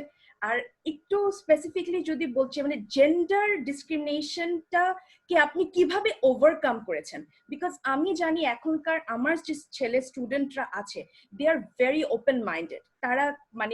তারা একটা গ্রুপে কিভাবে সমান তালে এগিয়ে যেতে হয়, কাজ করতে হয়, দুজন দুজনকে হেল্পের যে মেন্টালিটিটা, এটা ওদের মধ্যে অটোমেটিক্যালি হয়তো বা এই জেনারেশনে গ্রো করে গেছে, it's a very good thing. But still তাদের ক্ষেত্রে আপনার মেসেজটা কি হবে টু দ্য ওমেন্স, যে তারা কিভাবে পয়েন্ট অফ ভিউটা রাখবে একটা কলিগের প্রতি who is a man, also for the man, তারা কিভাবে চিন্তা করবে? যেহেতু আপনি এখন হেড ম্যানেজিং ডিরেক্টর হয়েছেন, আপনি কিভাবে আপনার আন্ডারে যারা কাজ করছে তাদের মধ্যে কি ধরনের রিলেশনশিপ আপনি চান, সেটা নিয়ে যদি আমাদেরকে একটু বলেন, তাহলে ওদের মনে হয় ফিউচারে গিয়ে ওরা একটা পজিটিভ মেন্টালিটি নিয়ে দুইটা গ্রুপ দুইজনের সাথে কোঅপারেট করবে, তাহলে একমাত্র মনে হয় পৃথিবীটা আরো বেটারমেন্টের দিকে যাবে in kind on the technical সেক্টরের ক্ষেত্রে। Sorry for the very big question, thank you so much. Thank you আপু, এটা আসলে খুব খুব স্পেসিফিক কিন্তু কোশ্চেনটা। ঠিক আছে, আমি একটু বলছি। উইমেন এন্ড ডিজিটালে জন্ম হয় 2013-এ, আর আমি জবটাও কুইট করি 2014-এর দিকে বোধহয় আমি। তো উইমেন এন্ড ডিজিটালের জন্মের গল্পটা একটু অন্যরকম। আমি একদিন অফিস থেকে এসেছি, বাসায় এসে দেখি, আমি আসলে কখনো চিন্তা করি নাই, সত্যি কথা আমি এখনো আবার বলি যে আমি এন্টারপ্রেনার হবো, কখনো আমি চিন্তা করি নাই। আমার খুব ইন্টারেস্ট ছিল আর্টিফিশিয়াল ইন্টেলিজেন্সের উপর। দ্যাটস আমি একটা একটা ইউনিভার্সিটিতে অ্যাপ্লাই করি এবং আমি ওখানে একটা স্কলারশিপ পেয়ে যাই। তো যেটা হয়েছে, আমার ফুল প্ল্যান ছিল যে আমি হয়তো এটা নিয়ে রিসার্চ করবো বা আর্টিফিশিয়াল ইন্টেলিজেন্স নিয়ে আমি কিছু একটা করবো। তো এছাড়া অন্য কিছুর প্রতি আমার খুব একটা বেশি ইন্টারেস্ট ছিল না। এটা যে আমার ইন্টারেস্ট কিন্তু দেখেন যে টাইম টু টাইম চেঞ্জ হচ্ছে। আমার যখনই নতুন একটা টেকনোলজি আছে, এটা হচ্ছে কি নিজের ভেতরে একটা ক্ষুধা জাগাতে হবে যে নিজে আমি কি কি নিব। হ্যাঁ, তো নতুন যেটা হচ্ছে তখন আমি এআই ক্লাসে পড়তে গিয়ে আমার এআই ভালো লেগেছে, প্রোগ্রামিং করতে গিয়ে আমার ভালো লেগেছে। সো শেষের দিকে আমার মনে হলো যে না, আমি জব এত বছর করবো, এরপরে আমি আর করবো না, আমি এআই নিয়ে গবেষণা করবো, এরকম একটা ব্যাপার এসছে আমার মধ্যে। তো আমি সেরকম ভাবে স্টেপ নিচ্ছিলাম নিজেকে। তো একদিন অফিস থেকে বাসায় আসলাম, তখন মোটামুটি অফিসের অনেকে জানে আমি জব ছাড়বো করছি। এবং বাসায় আব্বু আম্মু স্কলারশিপের ব্যাপারটা খুব একটা, আব্বু কিছুটা বুঝতে পারে, কারণ আমি কিছুটা আলাপ করেছি আব্বুর সাথে। আম্মুকে জানাইনি, কারণ আম্মুকে যদি বলতাম তাহলে আগে বলবে তুমি বিয়ে করো তারপরে তুমি যাও। তো ওই একটা জায়গায় আমার খুব কোনো ইন্টারেস্ট ছিল না। তো যেটা হচ্ছে, এই জন্য আমি আম্মুকে জানাইনি। আমি বলেছি একবার যে আম্মু সারাক্ষণ শাসনে রাখতো, তো এই জন্যই আম্মুকে জানাইনি। আমি ভাবলাম যে সব রেডি হয়ে আমি একবার চলে যাবো। এনিওয়েজ আমি বাসায় আসলাম, তখন আব্বু আর আব্বুর এক ফ্রেন্ড মিলে ওরা ডিজিটাল বাংলাদেশ কনসেপ্ট নিয়ে খুব প্রাউড ফিল করছে। আবার এইটাকে না আমি কেন সামহাও নিতে পারি নাই। হ্যাঁ, আমার খুব হয়তো আমার ওই স্ট্রাগল জার্নিটার জন্য বা অন্য কোনো কারণে আমি জানি না কেন, আহ, আমি আমি না জাস্ট ওদের কথার মাঝখানে ঢুকে আমি খুব বিরক্ত হয়ে বললাম যে এসব ফালতু কথা নিয়ে এত অ্যাপ্রিসিয়েট করার কিছু নাই, এসব ডিজিটাল বাংলাদেশ টাংলাদেশ কিচ্ছু হবে না, এগুলো একটা ফাজলামি, মানুষকে মিসগাইড করে, একদম ঠিক এরকম আরো বাজে ল্যাঙ্গুয়েজ আমি জাস্ট বলেই যাচ্ছি। আব্বু বলে তুমি বসো, হ্যাঁ, যে তুমি এত রেগে আছো কেন? তাহলে দেখো, যে দেশের 50% আমরা বলি নারী, সেই 50% নারী অ্যাক্সেস টু এডুকেশন সেটাই এখনো নাই। তাহলে তারা access to digitalization, access to internet কিভাবে হবে, অ্যাক্সেস টু টেকনোলজি কিভাবে হবে, কিভাবে ডিজিটাল বাংলাদেশ হয়? তো এইসব কিছুকে আমাদের জেনারেশনকে বুঝাও না। হ্যাঁ, আব্বু ফ্রিডম ফাইটার, মানে আব্বু হচ্ছে এরকম যে সে হচ্ছে তার ডিসিশনটা নেয় এবং ডিসিশনটা আমার উপর চাপিয়ে দেয়, আমি বুঝতেও পারি না, মানে আমার ব্রেনটা সে ম্যানিপুলেট করে ফেলে আমার বাবা। হ্যাঁ, তো সে তখন আমাকে বললো যে তুমি তো ইঞ্জিনিয়ার, তো তুমি কি করেছো? 9 বছর তো শুধু চাকরি করে গেলা, একটা মেয়েও তো আইটি সেক্টরে, বা তোমার কোনো কলিগের কোথাও তো আজ পর্যন্ত শুনলাম না যে যাকে তুমি হচ্ছে চাকরি দিতে পেরেছো বা চাকরি দিয়েও তুমি ধরে রাখতে পেরেছো, যে তুমি তাও 6 মাস পরে ওই মেয়ে জব ছেড়ে চলে যায়, তাহলে তুমি তো কিছু করতে পারো না, তো why you are blaming the government. তো তখন আমি আসলে চিন্তা করলাম, হ্যাঁ ঘটনা সত্যি, আসলে তো আমি তো কিছু করি নাই, আমার কিছু করার ছিল নাকি, আমার মধ্যে তখন এরকম কাজ করছে যে আমার কিছু করার ছিল, আমি কি করব? আমাকে যখন ইউনিভার্সিটিতে স্যাররা ডেকেছে যে মেয়েদের নিয়ে একটা ইয়ে করেন, কাউন্সিলিং প্রোগ্রাম করেন, করে দিয়ে এসেছি, বা কিছুদিন লেকচার হিসেবে কাজ করেছি, তো আমি তো এছাড়া আমি তো আসলে আর কিছু করার নাই, আমি কি করবো? তো ওই জিনিসটা না আমার মাথার মধ্যে, আমার মানে আমার প্রবলেম হচ্ছে, আমাকে না কেউ যদি একবার কোনো একটা জায়গায় ইনস্টল করে, সেটা আমার ইগোতে কেন জানি হার্ট করে। তো ওই যে প্রথম জবের জন্য করেছিল, তারপরে হচ্ছে সেদিন করলো আর কি। আমি এবার চিন্তা করা শুরু করলাম, আসলে কি আমার কিছু করার আছে বাংলাদেশে, আমি কি করবো, কি করতে পারি? তো আমি চিন্তা টিন্তা করে ভাবলাম যে আচ্ছা ঠিক আছে, আমি তাহলে কিছু মেয়েকে নিয়ে একটু ট্রাই করি। আমার ক্লাস শুরু হবে হচ্ছে 14 সালের সেপ্টেম্বর, তাহলে আমি এখন 13-তে আছি, তাহলে আমি একটু চিন্তা করি। হ্যাঁ, তো আমি ওই চিন্তা করতে গিয়ে আমি চিন্তা করলাম আচ্ছা ঠিক আছে, কয়েকটা মেয়েকে আমি আগে বাসায় এনে ওদেরকে আমি একটু ট্রেনিং করাই, দেখি আসলে মেয়েরা পারে কিনা। হ্যাঁ, তো মা এতটুকু বিশ্বাস আছে, আমি যদি পারি তাহলে পৃথিবীর সবাই পারবে। কারণ আমার রুট কিন্তু একদম মফস্বল, আমি মফস্বল থেকে ঢাকায় এসেছি, এবং ঢাকায় এসে নিজের একটা অবস্থান রেডি করেছি। তো আমি যেহেতু পেরেছি, পৃথিবীর সবাই পারবে, আমার মধ্যে এরকম একটা জিনিস কাজ করে। তো পরে আমি ওই প্ল্যান করার পরে এখন আব্বু সেদিন ডিনার টেবিলে আমাকে জিজ্ঞেস করলো, তো তুমি কি চিন্তা করলাম? হ্যাঁ, আমি বললাম যে আমি চিন্তা করেছি আমি তোমার সাথে কালকে সন্ধ্যায় বসবো। আমি টোটালি একটা প্ল্যানই চিন্তা করলাম যে আমি হচ্ছে কিছু মেয়েকে এরকম ট্রেনিং করাবো, ওই মেয়েদেরকে আমি আউটসোর্সিং কাজ দিব, এবং ওরা যদি কাজগুলো করতে পারে, ওরা যদি আর্ন করতে পারে, তাহলে আমি হচ্ছে আমার বিজনেসটা আমি রান করবো এভাবেই। হ্যাঁ, বাট আবার মনে মনে ইয়ে ছিল যে এটা আমি ফেল করবো, আমার হাতে সময়, মানে আমার ইয়ে মিস হবে না, স্কলারশিপ মিস হবে না, আমি চলে যাবো বাইরে, এরকমই একটা প্ল্যান ছিল আসলে বেসিক্যালি। মানে আমি নিজের কাছে নিজে ফাঁকি দিব, এরকম একটা জিনিস। তো পরের দিন সন্ধ্যায় যখন আমি বাবার সাথে আবার বসি, সে বিজনেস প্ল্যানটা দেখে সে হচ্ছে তখন আমাকে বলে, এইটা অনেকটা ইম্পসিবল আমাদের মতো কান্ট্রির মতো, তো তোমাকে যেটা চিন্তা করতে হবে, আহ এটাকে আর একটু রিলায়েবল করো, এখানে তুমি ছেলেদেরকে ইনভলভ করো। আমি বলছি, না এখানে তো ছেলেদের ইনভলভ করা যাবে না, কারণ আমার ডিপার্টমেন্টে তো আমি একাই মেয়ে ছিলাম, ওরা তো আরেকটা মেয়ে ইনভলভ করে না, so why I am doing that for man, আমি করবো না, আমি মেয়েদের দিয়ে করাবো, এরকম টাইপের একটা অ্যাটিটিউড ছিল আমার। তো পরে বলে ঠিক আছে, এটা খুব চ্যালেঞ্জিং, তাহলে তুমি তোমার এখন প্ল্যান কি, তুমি কি এটা কোম্পানি আকারে করো বা তুমি কিভাবে করতে চাও? তখন আমি বলতেছি আমি এখন নাম চিন্তা করছি, এটা কি নাম দেওয়া যায়, আর সবচেয়ে বড় কথা হচ্ছে আমি এটা করবো। তখন আমি বললাম তোমার কিছু চ্যালেঞ্জ আছে। তো কি কি চ্যালেঞ্জ? তুমি যদি মনে করো তুমি চ্যালেঞ্জ করে ওভারকাম করতে পারো, তাহলে তুমি এটাতে ফোকাস হও, আর যদি মনে করো যে না তুমি এটা করতে পারবা না, তাহলে হচ্ছে দরকার নাই। তো প্রথম চ্যালেঞ্জ যেটা হচ্ছে, তোমার লাইফস্টাইল টোটালি চেঞ্জ হয়ে যাবে। হুম, লাইফস্টাইল চেঞ্জ হয়ে যাবে মানে হচ্ছে, আমি যেহেতু অনেক আগে থেকে জব করি, তো আমার মধ্যে একটা ফ্রিডম, ইন্ডিপেন্ডেন্টনেস কাজ করে সব সময়। হ্যাঁ, আমি কখনো হয়তো বাবার কাছ থেকে টাকা চাওয়া বা মানে নিজের কোনো লাইবিলিটি কারোর উপর চাপিয়ে দিতে আমি এটা পছন্দ করতাম না। হ্যাঁ, তো এর আগে আমি টিউশনি করতাম। তো এটা আমার ছোটবেলা থেকেই ছিল যে আমি নিজের লাইবিলিটি নিজে নিতে, নিজের পুরো জিনিসটাই নিজে নেওয়ার চেষ্টা করতাম। তো এটা একটা ইম্পর্টেন্ট পয়েন্ট। এই জিনিসটা আপনারাও যদি করেন তাহলে আমার মনে হয় অনেকগুলো ডিসিশন নিয়ে নেওয়া আরো ইজি হয়ে যাবে। তো আব্বু আমাকে তখন বললো যে, যখন বললো আমার লাইফ স্টাইল স্যাক্রিফাইস করতে হবে, তো আমি চিন্তা করলাম যে আমার লাইফ স্টাইল আসলে এখন কি অবস্থা। তো দেখলাম যে আমার লাইফ স্টাইল আসলে খুব হাই লেভেলে চলে গেছে। ওইখান থেকে ওই রকম করে আমি এন্টারপ্রেনার হতে পারবো না। হ্যাঁ, তো আমি বললাম আচ্ছা ঠিক আছে, আমি না হয় আগে যেটা যেটা করতাম সেগুলো আমি বাদ দিয়ে দিব, এবং ওটাকে আমি শর্ট করবো। ওকে, লাইফ স্টাইল স্যাক্রিফাইস করলাম। সেকেন্ডটা হচ্ছে যে এখন যেটা হচ্ছে মাস শেষে আমি একটা অ্যামাউন্ট পাচ্ছি স্যালারি, সেটা হচ্ছে আমাকে মাস শেষে দিতে হবে। আমি নিজে আর্ন করতে পারি আর না পারি, যেহেতু আমার কনসেপ্টটা টোটালি ডিফারেন্ট। হ্যাঁ, তো এটা কনফিডেন্ট ছিল যে আমি জীবনে যা ইনকাম করছি এগুলো তো সব জমাই আছে, তো এগুলো দিয়ে দিব।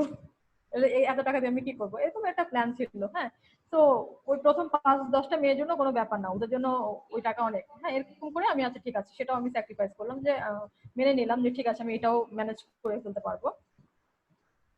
থার্ডটা হচ্ছে সবচেয়ে ইম্পর্টেন্ট, যেটা যে উইমেনদের নিয়ে আমি কখনোই একটা কোম্পানি দাঁড় করাতে পারবো না। এটা মোটামুটি মানে যে শুনতো তখন সবাই আমাকে পাগল ছাগল টাইপেরই বলতো যে এটা সম্ভব না, ইম্পসিবল, উইমেন ইন আইটি। তো ওইটাই ছিল আমার মেইন কাজ করার জায়গা ছিল ওখানে, কারণ প্রথম দুটো কিন্তু ম্যানেজেবল, আমার লাইফ স্টাইল আমি চেঞ্জ করতেই পারি। হ্যাঁ, তো এটা কিন্তু কোনো ঝামেলার কিছু না। সেকেন্ডটা হচ্ছে যেহেতু আমার একটা টাকা জমা আছে, তো আমি কয়েকজনকে এমপ্লয়ি হিসেবে রেখে আমি অনেকদিন ধরে ওকে ট্রেনিং করলাম, তাকে মোটিভেট করার জন্য কিছু টাকা দিলাম। তো এটাও আমি একটা লেভেল পর্যন্ত আমি করতে পারবো। বাট যেটা মেইন চ্যালেঞ্জ, যে উইমেনদেরকে আমার শিখিয়ে এবং ওদেরকে আইটি এন্টারপ্রেনার করা, সরি আইটি ডেভেলপার বানানো, পরে হয়তো এন্টারপ্রেনার। তো তখন হচ্ছে এটা খুব টাফ। ইভেন আমি যখন কথা বলছিলাম আমি কিন্তু প্ল্যান আমার বাড়াচ্ছিলাম যে আমি প্রথম যদি, যেহেতু আমি চ্যালেঞ্জটা নিয়েছিলাম ডিজিটাল বাংলাদেশে, তো আমার কিন্তু অনেকগুলো ঝামেলা আমি নিজে ক্রিয়েট করে ফেলছি। তো প্রথম আমি 5টা ঢাকার মেয়েকে যদি টার্গেট করি তাহলে তো হলো না, এটা 0.00001ও হচ্ছে না। হ্যাঁ, কাভার সেখানে অনেক বেশি কাভার হবে কি। তখন আমি চিন্তা করলাম আমি রুরাল এরিয়াতে যাব বাংলাদেশে। হ্যাঁ, তারপরে মাথায় আসলো আমি বাংলাদেশের সীমানা পাড়ি দিয়ে আমি দেশের বাইরে যাব। তো আমার কিন্তু প্ল্যানটা ওই তখনই এটা অনেক বড় হয়ে যাচ্ছে আমার মাথা থেকে, কিন্তু এবার আমার ওই স্কলারশিপ, আমার এআই নিয়ে পড়া, রিসার্চার হওয়া, ওগুলা কিন্তু আমার মাথা থেকে সব চলে যাচ্ছে আস্তে আস্তে।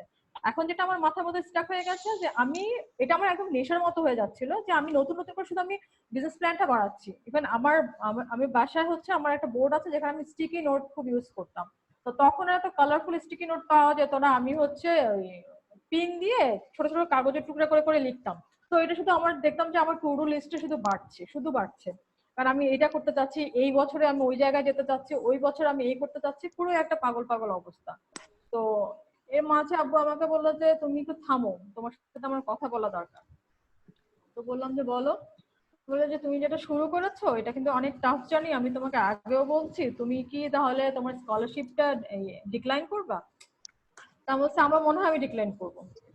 বলে পরে কিন্তু আমাকে কোনোদিনও দোষারোপ করতে পারবা না যে তুমি আমার জন্য এটা ডিক্লাইন করছো। আমার বলছে না, আমার তো আমার আমার আমার তো সবকিছু আমি নিজে ডিসিশন নেই, তো ওখানে তোমাকে দোষ দেওয়ার তো প্রশ্নই আসে না। তো আই থিঙ্ক আমি এটা আমার যেহেতু করতে ইচ্ছে হয় আমি কোনো না কোনো সময় আমি করবো। হ্যাঁ, বাট আমি যে কাজটা এখন করছি আমি আগে এটাই করবো। তো ওই যে শুরু, প্রথমে 5টা মেয়ে এবং ওদেরকে কাজ শেখানো, ওদের সাথে একটা টিম তৈরি করা।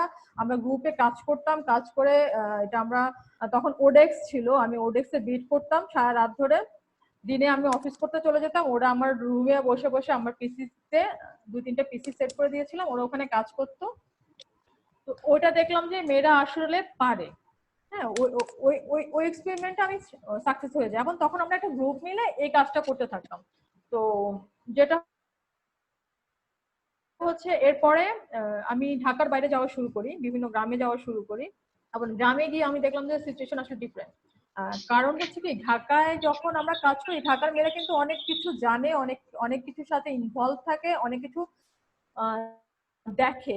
বাট এখন যখন আমি গ্রামে গেছি তখন আমার প্রথম সমস্যা হচ্ছে যে আমার ইংলিশে তো খুব একটা মানুষ এক্সপার্ট না গ্রামে, এক্সপার্ট না মানে কি খুব বেশি পড়তেও পারে না, খুব ইয়েতেও, মানে যত আমি মেয়েদের কাছে যাচ্ছি তখন আমি জিনিসগুলো জানতে শুরু করলাম যে ওরা ইংলিশটা ম্যাথটা এগুলো একটু ভয়ই পায়। হ্যাঁ, তো সেখানে আমি কিভাবে টেকনোলজি শেখাবো।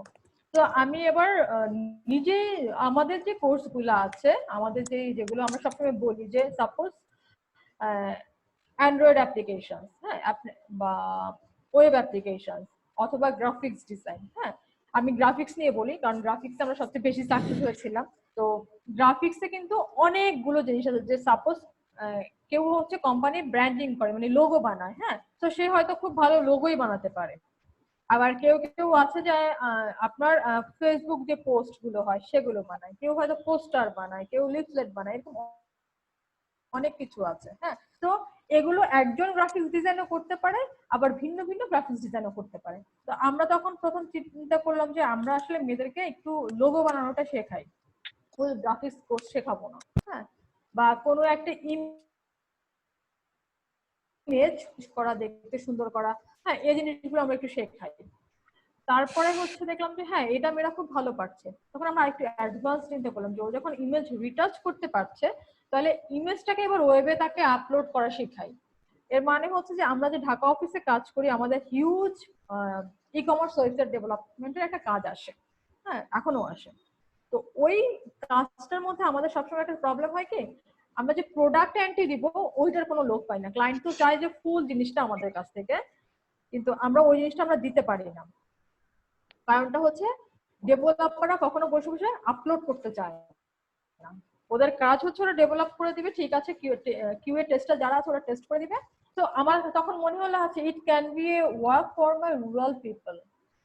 হ্যাঁ, কারণ এখানে কোনো ইয়ে লাগবে না, প্রোগ্রামিং লাগবে না, এখানে অনেক কিছু জানতে হবে না, এখানে জাস্ট কিছু প্রপার ওয়েতে কিছু ক্লিকের ব্যাপার থাকে। তো আমি যেটা করেছিলাম তখন ওইটা নিয়ে আমি একটা প্রজেক্ট ডিজাইন করি।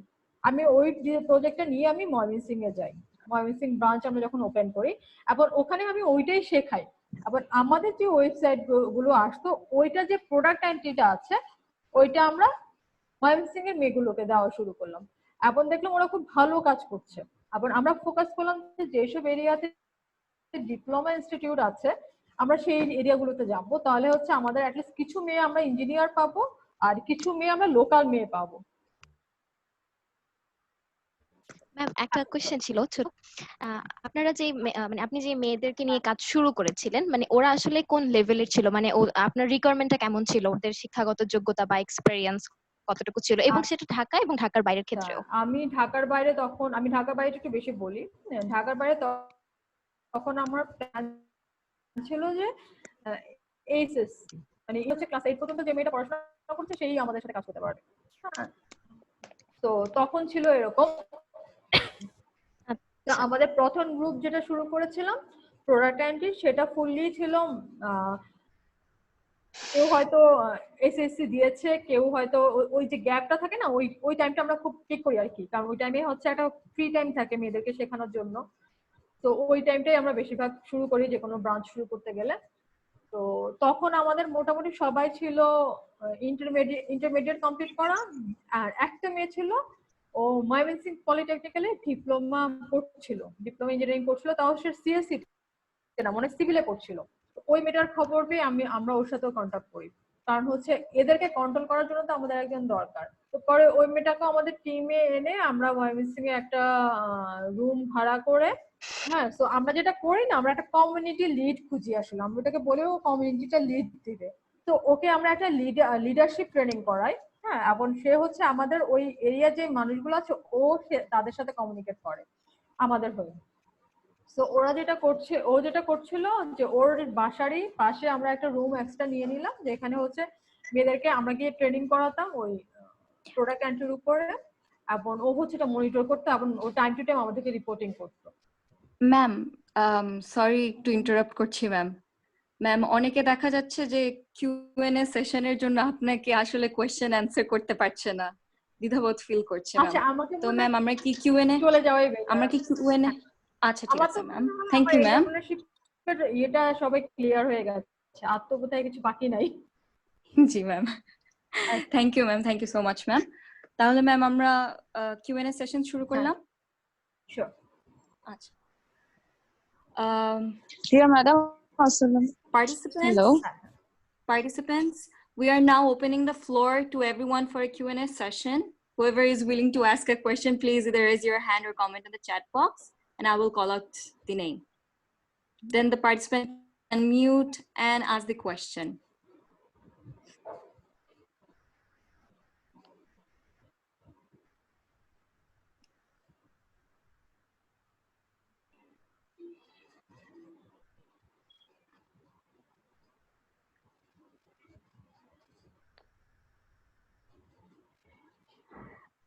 Yes, Miss Aisha Siddiqa, ma'am.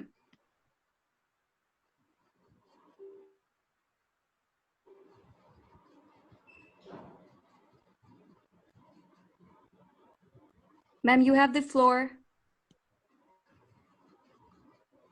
Miss Aisha Siddiqa.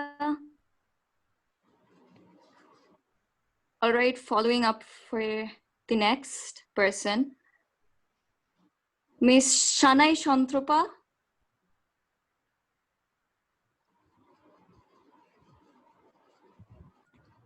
I think we can give the floor to Mahmuda Akhtar. She has a question. Please give her the floor. Okay, ma'am.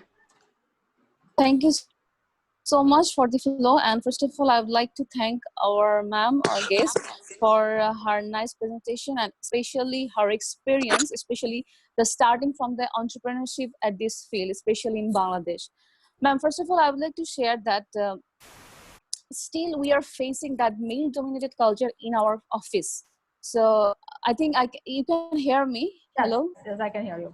Okay, ma'am. Thank you so much. So even আমরা যেটা বলি আর কি, especially last few days back I was talking to my friend এবং তারা যেটা বললো যে they are in the corporate sector যে they're still facing a male culture or male based team actually. Sometimes it also happens যে একটা মেয়ে যদি কোনো ভালো কাজ করতে পারে, in that case মেয়েরা যখন কারোর সাথে কাজ শুরু করে, then the girls doesn't get or the girl don't take positive view or response from everyone, only for 2 or 3 people. If you consider 100%, that's 2% people will accept her very positively that yes, she can do better than any other. So madam, my question is that still we are in 2020 century. So our question হচ্ছে how did you overcome that situation? Because first photographs in your computer and laptop, I think that is a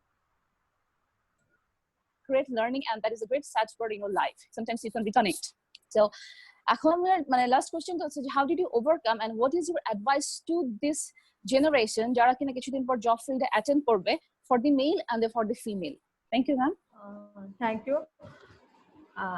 আমার যেটা suggestion বা আমার যেটা মনে হয়, টাইমটা কিন্তু চেঞ্জ। হ্যাঁ, আমি যেভাবে ম্যানেজ করেছিলাম এখনকারটা আসলে মনে হয় আরেকটু হয়তো ডিফিকাল্ট বা আরেকটু হয়তো আমি ডিফিকাল্টি ধরে নিচ্ছি। হ্যাঁ, তো যেটা আমার তারপর যেটা মনে হয় যে আমি একটা কথা মেসেজ দিয়েছিলাম যে নিজে একটা পার্সোনালিটি গ্রো করা। হ্যাঁ, যে আমি আসলে নিজেকে কিভাবে প্রেজেন্ট করতে চাই। তো আমি কিন্তু বলেছি যে আমি সেক্সুয়াল হ্যারাসমেন্ট কিন্তু অফিসে কোনোদিন হই নাই এবং ওই জিনিসটা সম্পর্কে আমার কোনো আইডিয়াই নাই। বাট আমি একটাই প্রবলেম ফেস করেছি খুব বাজে রকম, সেটা হচ্ছে সেই ডেস্কটপ ছবিটা বা ছবিগুলো। তো যেটা হয় কি আপনি আপনার অ্যাটিটিউডটা না ঠিক করা খুব ইম্পর্টেন্ট জব ক্ষেত্রে। আপনি যদি ভয়েস রেজ করেন, আপনি যদি কাজ জানেন, হ্যাঁ, নাম্বার 1 হচ্ছে আপনি নিজের স্কিলটা ডেভেলপ করবেন। আমি যেটা করেছিলাম, হ্যাঁ, যাতে একটা ছেলে কখনো আমার সাথে মানে কম্পিটিশন করে আমাকে আটকাতে না পারে। সে হয়তো অনেক ভালো কাজ পারে বাট আমাকে যেন আটকাতে না পারে। তো আমি সবসময় স্টাডির মধ্যে থাকতাম। হ্যাঁ, তো ওই জায়গাটা আমি খুব কনফিডেন্ট ছিলাম যে আমি এখানটা আমি খুব ভালো। তো আমাকে যত রকমই ভাবে আটকানোর চেষ্টা করুক আটকাতে পারবে না। তো আমি যখন এই কনফিডেন্টটা নিজের মধ্যে চলে আসে, আমার কিন্তু একটা পজিটিভ অ্যাটিটিউড তৈরি হয়ে যায়। তো আর আরেকটা জিনিস আমি খুব করতাম, আমার হোল লাইফে আমার ফ্রেন্ডরা আমাকে নিয়ে খুব হাসাহাসি করে, আমি বলি আমি কানে খুব কম শুনি। যেটা হচ্ছে কি আপনি যখন অফিসে যাবেন যে দেখবেন খুব গসিপ হচ্ছে আপনাকে নিয়ে, কারণ আপনি একজন মেয়ে। আপনি কি ড্রেস পরে এসছেন, আপনি কিভাবে হাঁটছেন, আপনি কয়বার চা খেলেন, কফি খেলেন, আপনি কোন ছেলেটার সাথে একটু বেশি কথা বললেন, ইচ এন্ড এভরি পয়েন্ট। হ্যাঁ, এটা মেয়েদের জন্য আমি বলছি, সবকিছু খুব কাউন্ট হয়। হ্যাঁ, তো ওই জিনিসগুলো যেমন হচ্ছে আমি কোনোদিন শুনতাম না। আমার কাছে যেটা মনে হচ্ছে, আমি কোনো একটা নেগেটিভ কথা আমি শুনতে পাই না। আমি তিল নাও আমার সবাইকে একটাই কথা বলি, আমি কানে খুব কম শুনি, যেটা হচ্ছে নেগেটিভ কিছু আমি শুনি না, একেবারেই শুনি না। আমি খুব পজিটিভ থাকার চেষ্টা করি। তো যেটা আমাকে আপসেট করবে আমি সেটা কখনোই শুনবো না। হ্যাঁ, কেউ হয়তো বলবে যে আপু আমাকে একটা গালি দিল, এটা কিভাবে আমি ইগনোর করবো? তো দিচ্ছে কি হয়েছে, আপনার তো কোনো গায়ে লাগে না, আপনার তো কোনো ক্ষতি হয় না, so why you are thinking about that? তো ওটা তার পার্সন, তার প্রবলেম। যে যে আপনাকে গালিটা দিয়েছে সেটা তার প্রবলেম, আপনার প্রবলেম না। তো জাস্ট ইগনোর করতে শেখেন, এবং কোনটা আপনি নিবেন কোনটা আপনি নিবেন না সেটাই হচ্ছে বড় কথা। হ্যাঁ,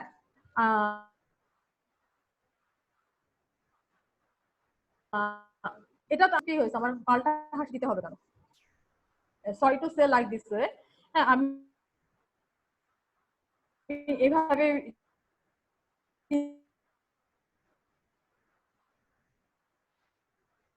চিন্তা করি যে আমার ওভার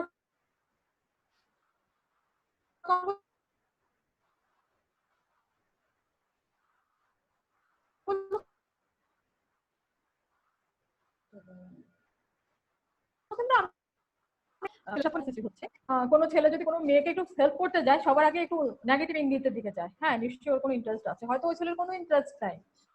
হ্যাঁ, সে চাচ্ছে যে তার কলিগকে হেল্প করবে, সেও কিন্তু সেম টাইমে প্রবলেম ফেস করছে। সো যেটা মানে আমার সবসময় একটা অ্যাডভাইস থাকবে যে নিজের একটা অ্যাটিটিউড ঠিক করে ফেলেন, যে আপনি আসলে নিজেকে কিভাবে দেখতে চান, এবং পিপল যেন আপনার সেই অ্যাটিটিউডটাই রিড করে। যেমন আপনি আপনি যেটা নিজেকে প্রেজেন্ট করতে চাচ্ছেন, সে যেন মিস গাইড না হয় আপনাকে দেখে, তাহলে আই থিঙ্ক খুব বেশি প্রবলেম হবে না। Thank you madam. আপনি আসলে মানে যেটা বলতে চাচ্ছেন যে খুব স্ট্রং মেন্টালিটির হতে হবে, সব ধরনের যেই মানে সবার সাথে যেন মিশেও থাকতে পারি, আবার প্লাস যেন স্কিলড হওয়াটাও তার পাশাপাশি সবচেয়ে বেশি ইম্পর্টেন্ট, সবচেয়ে বেশি দরকার, একদম সবচেয়ে বেশি দরকার।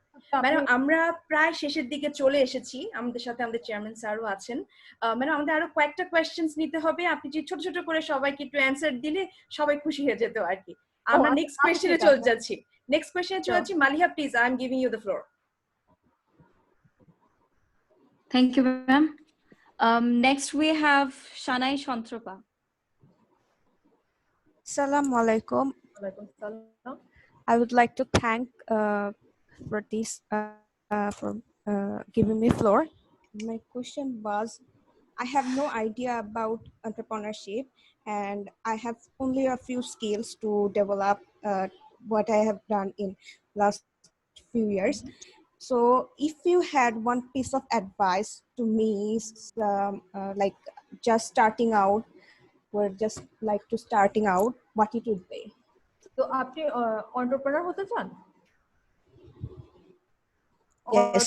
ওকে, তো যেটা হচ্ছে আপনি এন্টারপ্রেনারশিপে কোন জায়গাটা নিয়ে কাজ করতে চান এবং কি রকম আপনার স্টার্টআপ হবে ওটা নিয়ে একটা প্ল্যান করে ফেলেন। হ্যাঁ, যেটা হচ্ছে যে সাপোজ আমার একটা অর্গানাইজেশন হবে যেটা হচ্ছে এআই নিয়ে কাজ করবে। হ্যাঁ, অনেক কিছু নিয়ে কাজ করা আমার মনে হয় এখন আর দরকার নাই, স্পেসিফিক একটা বিষয় নিয়ে কাজ করলে সবচেয়ে বেটার। তো ওইরকম একটা জায়গায় নিয়ে কাজ করেন। আই থিঙ্ক সাপোজ এআই হতে পারে, আইওটি হতে পারে, যেটা আপনার ভালো লাগে, ব্লকচেন হতে পারে। তো এটা নিয়ে একটা স্টার্টআপ প্ল্যান করে ফেলেন। দেন সেম ওই যে focus action, target, focus action. হ্যাঁ, মানে আপনার যেটা ভালো লাগে আপনি সেটাই আগে ঠিক করে ফেলেন, এবং দেন হচ্ছে স্টার্টআপ, বিজনেস মডেল না, আগে স্টার্টআপ মডেল ঠিক করবেন।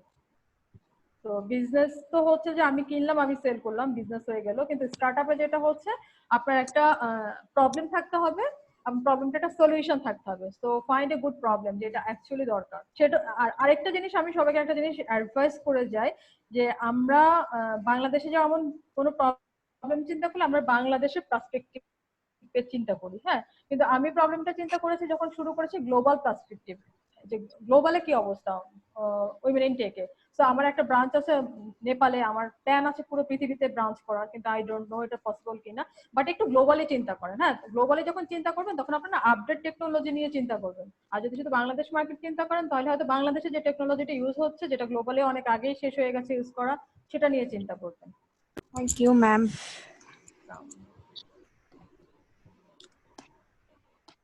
ম্যাম এখানে আমাদের for the time being, since আমাদের হাতে আর সময় নেই, হ্যাঁ, সো আমাদের কোয়েশ্চেন এন্ড অ্যান্সার সেশন এখানেই শেষ হচ্ছে। Okay, thank you so much ma'am for your valuable guidance. No, ma'am. Ma'am, for your valuable guidance that you have provided us, and your story has really inspired and motivated a lot of us. I think a lot of people are still lacking the courage to come out as an entrepreneur, and your story has actually helped us come out of the curtain. Thank you, ma'am. And thank you also for giving us the share of your precious time. This will really help us to explore more about this sector. আচ্ছা, আমি এখানে কি ছেলেদের উদ্দেশ্যে একটা just কথা বলে যাই, আদারওয়াইজ অনেকগুলো ভাইয়া দেখছি, আমি আসলে খেয়ালই করি না, আমি তো সব মেয়ে দেখছিলাম, ভাবছিলাম। তো আমি জাস্ট সব ভাইয়াদেরকে একটা কথাই বলে যাচ্ছি যে আপনার পাশে যে আপনার মেয়ে বন্ধুটা আছে, অথবা আপনার পাশে যে আপনার মেয়ে কলিগ আছে, মানে ওদেরকে জাস্ট অ্যাজ এ মানুষ হিসেবে ট্রিট করেন, এবং ওদের চিন্তা করেন যে ওরাও আপনার সমানই কিছু না কিছু পারে। কারণ আমরা যখন জন্মগ্রহণ করি, হ্যাঁ গড আমাদের জেন্ডার দিয়েছে কিন্তু ব্রেনটা সবাইকে সেম দিয়েছে, হ্যাঁ, এবং technology doesn't have any gender. তো ওটা একটা মেয়েও পারে, একটা ছেলেও পারে। আপনারা হয়তো ওই চায়ের দোকানে আড্ডা দিতে একটু বেশি শিখে ফেলেন, আর ওই স্কোপটা কম থাকাতে আমরা একটু কম জানি, তাই বলে যে কম জানি সেটা না, বাট আমাদের কিন্তু আপনাদের ছাড়াও চলা একেবারে ইম্পসিবল। তো আমার রিকোয়েস্ট থাকবে যে আপনার পাশে যে নতুন কলিগ যে আসবে, সে হাই খুব ভালোভাবে, এবং তার যদি কোনো প্রবলেম হয় একটু সলভ করার চেষ্টা করেন, হ্যাঁ, বাট মানে অ্যাজ এ ফ্রেন্ড বা অ্যাজ এ গুড কলিগ হিসেবে। কারণ হচ্ছে কি, আপনারা যদি আমাদের সাথে একটু বাজে বিহেভ করেন, আমরা কিন্তু অনেক সেন্সিটিভ মেয়েরা, তখন আমরা পিছিয়ে পড়ি। সেটা আপনার হয়তো লাইফে কিছুই হবে না, কিন্তু আমাদের মেয়েদের খুব প্রবলেম হবে। তো আমি আশা করবো যে অ্যাটলিস্ট আজকে যে ভাইয়েরা আমাকে শুনছেন তারা এতটুকু সাপোর্ট আমাদেরকে দিবেন। ধন্যবাদ। Thank you so much ma'am. আমি মালিয়াকে একটু ইন্টারাপ্ট করছি, আরো অনেকের কোয়েশ্চেন ছিল, আপনারা প্লিজ কাইন্ডলি চ্যাট বক্সে দিয়ে দিবেন আপনাদের কোয়েশ্চেন গুলা। আমাদের সময় শেষের কারণে আমরা কোয়েশ্চেন আনসার সেশনটা আরো এক্সটেন্ড করতে পারছি না। আর ম্যাডামকে রিকোয়েস্ট করবো, আমরা কোয়েশ্চেন গুলো আপনাকে একটু পাঠিয়ে দিব। ম্যাডাম, আপনি যদি আপনাদের কিছু কাইন্ডলি একটু সময় নিয়ে আমাদের স্টুডেন্টের কোয়েশ্চেন গুলা মানে একটু অ্যান্সার করেন, তাহলে আমরা খুবই খুশি হব। এটা রিকোয়েস্ট থাকবে madam. Okay Maliya, continue. Thank you, ma'am. With this, we are closing the career session. Now, I would like to kindly request our Honorable Chairman, Lieutenant Colonel ATM Mozibul Alam Sir, to share his viewpoint towards our today's session. Thank you. Thank you very much. Can you hear me all? Yes, sir. We all know that today is the joyous occasion of International Women's Engineering Day. And I am extremely happy to know that this event is being organized by our enthusiastic, promising future engineers of IEEE BUP Special Branch Women in Engineering Affinity Group, along with Department of ICT. I'd like to convey my gratitude to all the associates of Women in Engineering Affinity around the world, and hope that women in engineering will help our future generation to shine even more brightly than ever. Breaking all the kinds of stereotypes, it is encouraging that women are participating in engineering to empower themselves. I believe that living your dreams and courage to pursue that with dedication, persistence, and loyalty can lead someone to achieve her objective. At this juncture, I'd like to thank today's speaker, Madam Asia Khaleda Nila, Madam, we really enjoyed your life story. I'm sure everyone here would dream to be like you, would be passionate to lead a career like yours, and would envy your status, and would be jealous to achieve the apex that you have pinnacled today. I personally enjoyed the session and your life story event. Thank you, madam. At last, I, along with the faculty members, are always there to support you and inspire you. My best wishes to the organizing team for making working hard and making this event a successful event.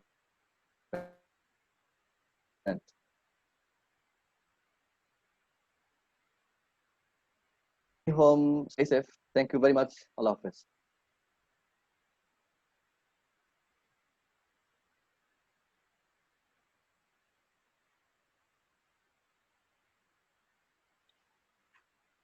Thank you so much, sir. Enlightened us. Thank you. Before ending Now, Before ending our today's session, I would like to add that the purpose of this event was to make a small effort to encourage everyone in the field of engineering. If at least one person can believe that it is possible to lead a successful career in this technical field, then that is all we hoped for. Today, we are celebrating the International Women in Engineering Day. Student branch Women in Engineering Affinity Group want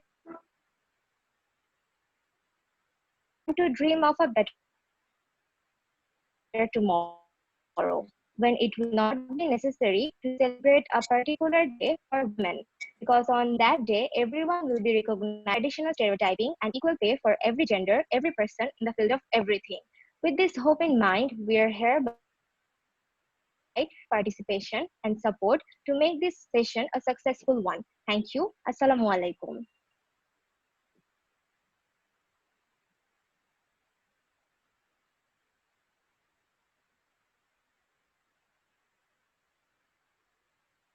Thank you, everyone. Okay, madam. Then thank you so much for the session, and we really appreciate. Now I think so everyone is enlightened and always encouraged by your life story, and we will talk to you soon, inshallah. And please pray and hope that our students will always can reach you anytime, anywhere. Your support is always our first priority. Of course. If you need any help, just let me know. I always for you all. No worries. Just any type of question, just email me. I forget the name. Sorry. So